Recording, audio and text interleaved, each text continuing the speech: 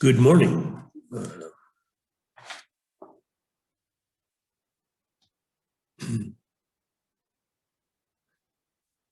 Today I'd like to talk about the energetic principle of flow. And of course, we use water, the element of water, as our teacher.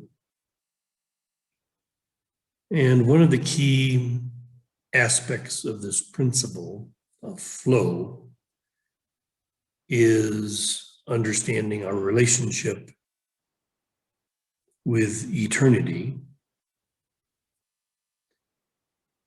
The relationship that we talk about that applies to our function is that we serve as a conduit, a bridge, a portal between the timeless realm and the space-time world.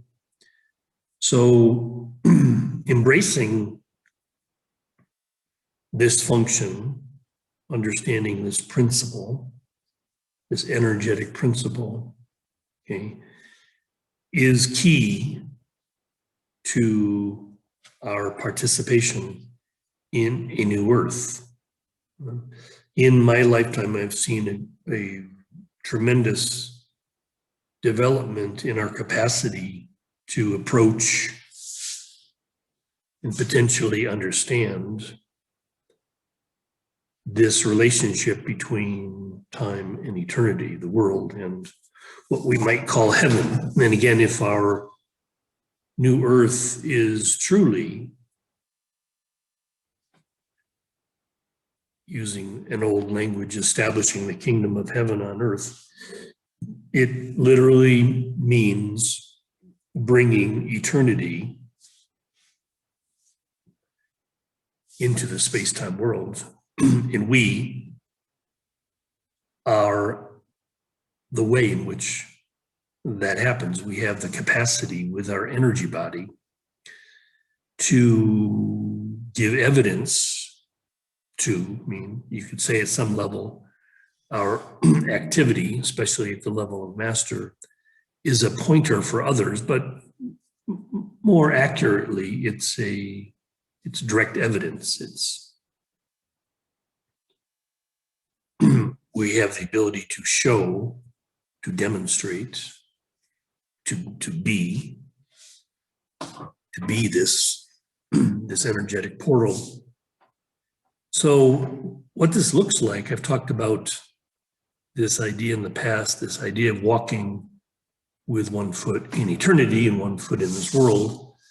And you could call that, to some degree, walking empty. And this is evidenced in our natural world. There's certain creatures that have this capacity to walk empty. In cats, for example. And what this literally means is they don't put their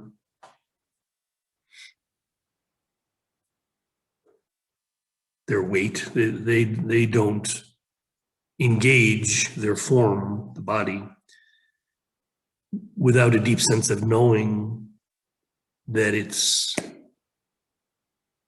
you know, where they are. They're just hyper vigilant about their beingness as they move in the world. So this might seem a little obtuse, but it's just a way to approach something that's not easy for the rational mind to approach. Okay, so we're entering a realm.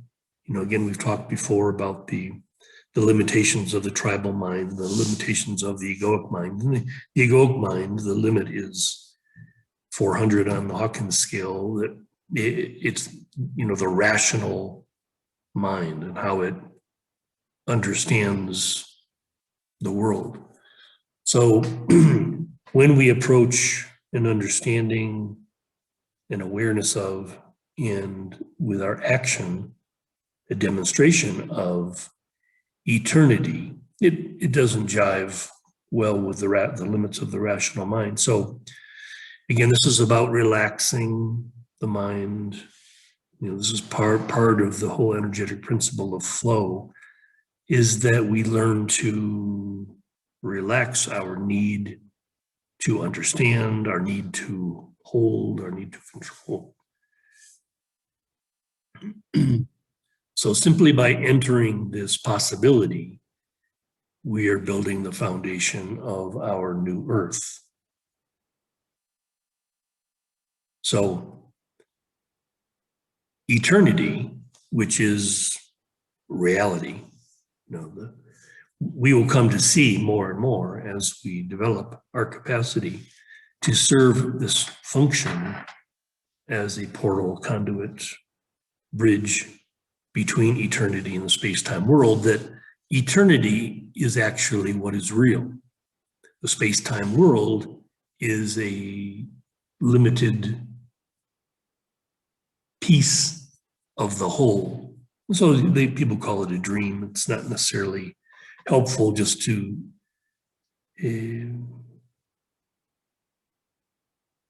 minimize the value of our space-time world.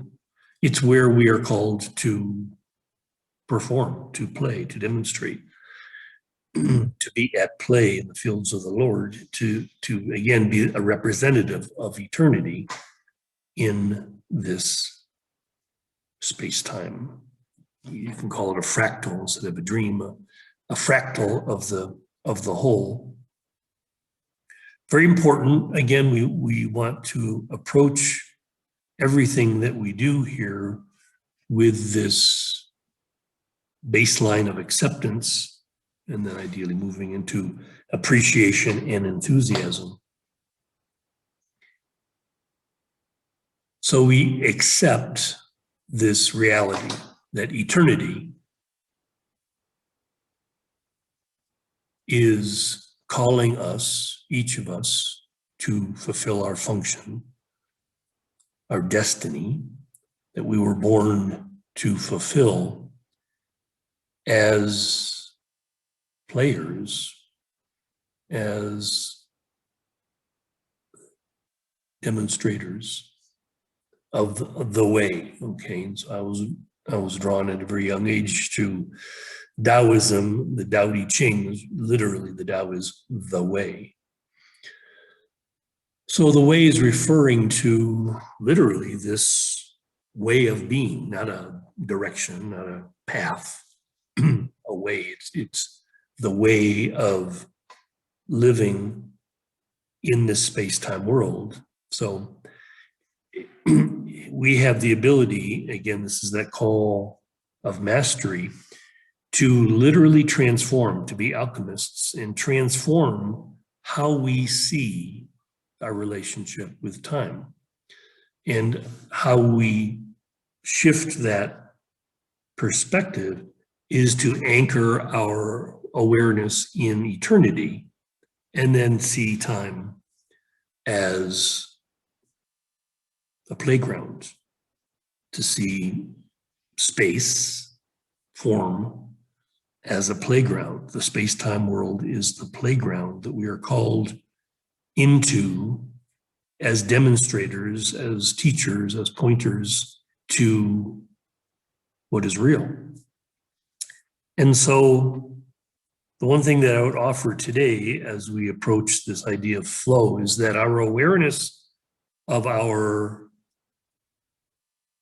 eternal nature, okay, the core of the spiritual consciousness is that we are not a body, we are not a person. Our body and person are used as communication devices by the true nature that we are representatives of eternity. So as eternal beings, for example, we don't have any anxiety about time because time isn't something that limits us.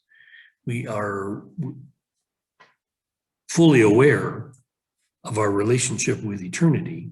And as ambassadors of eternity, we speak from that place of knowledge, from that place of calm, because all things are fully present. What appears in the space-time world is past and future, has no application. It's a limited perspective on reality. So coming from reality, which embraces all of past, all of future, it's all present in the oneness, in the wholeness of eternity, we can take a much different approach to the world and the appearance of how things play out in time.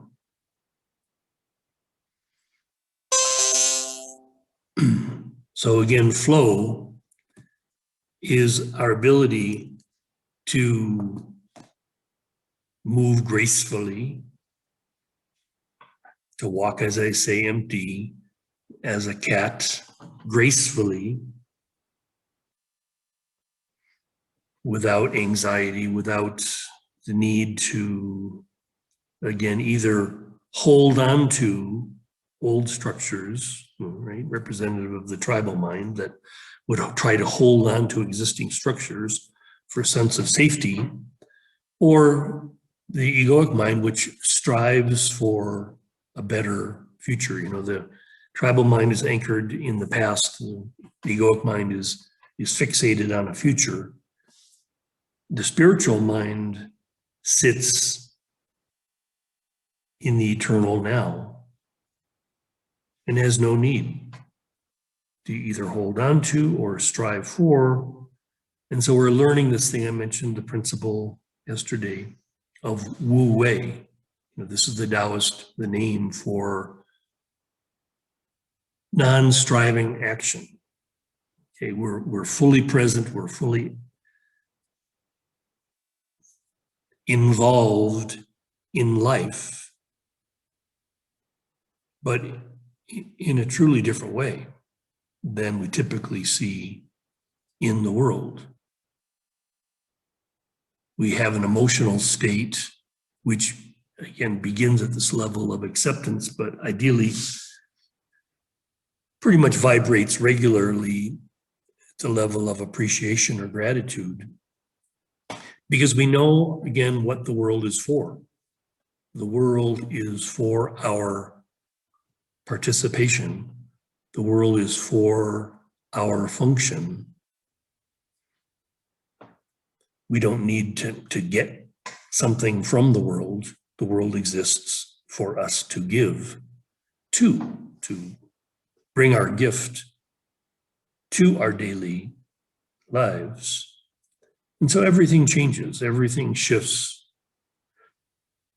And this idea of flow, again, we've heard it mentioned many times using the metaphor of the river, and not grabbing onto the banks, just our ability to flow with the current as it is.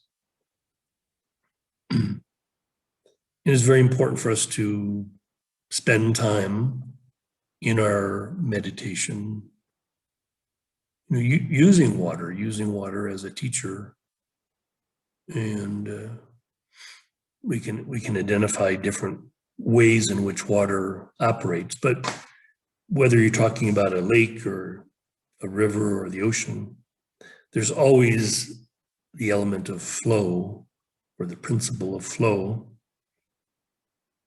at work. And so it's very comforting, again, because what we're experiencing, if we sit by the water, we're experiencing this principle, which is, again, the principle is calling to that same principle within us. It's informing the principle within us. It's okay. Flow. It's okay. Let go. Allow what is to be, and understand that your level of comfort, your confidence, comes from your knowledge, your awareness of eternity, and again, your function as a bridge between eternity and this space-time world. So many things become clear, things become easier. It's easy to accomplish I found in my practice much easier to accomplish great things when there's not an element of striving. There's not an element of, oh, this, I need to do this. I want to do this. It's literally just a daily practice of doing without, this mental idea, this construct of what the doing is for. The doing is simply for the doing. It's just this idea of our beingness manifesting in the physical world, which is what we would call doing. We're doing something. Our body is doing something. Our person is doing something. There's activity. And it might look like work, it might look like play. And in the end, there's literally no difference. It's just how the world might define things as productivity or not. But again, doing for its own sake is joyful. Doing for its own sake is more like play than work. And I spent 6 months this past year building a stone cottage, and it was a lot of work. But what it felt like to me was a daily activity of play with stone and concrete and wood and alongside the creek and whatever, something manifested as a result of all of that doing, which I find very delightful. But it wasn't for any reason. It wasn't like, oh, there's an idea I might have had in my mind from time to time, which was certainly tribal or egoic, that had to do with my desire to have some private space. There's always a story that these other aspects of our mind will seek to tell. But at the end of the day, what we want to learn together and practice together is a level of being that is beyond the stories that are evidence, again, of our tribal and egoic conditioning. There's a way that we are learning to be together in this world that is truly a happy dance. It's something that I speak quite often about enthusiasm, that when we're truly in our full awareness of our function and reality, that there's a joyful presence. It's really quite quite the thing. So yeah, it's really important for me to spend some time with you each morning now, those that are interested in this OASIS experience. And again, I want to emphasize that it is literally the experience that will teach us, that we will experientially understand our energetic function as we practice it, as we, it'll just, the pieces will come together and we'll have this awakening in pieces as we go that keep reinforcing the new reality that is a new earth. So, yeah, so the energetic principle of flow is fundamental, and we'll talk about it more and more as we go along, as I make reference and I take little pieces from the book. And I look forward to time together again tomorrow.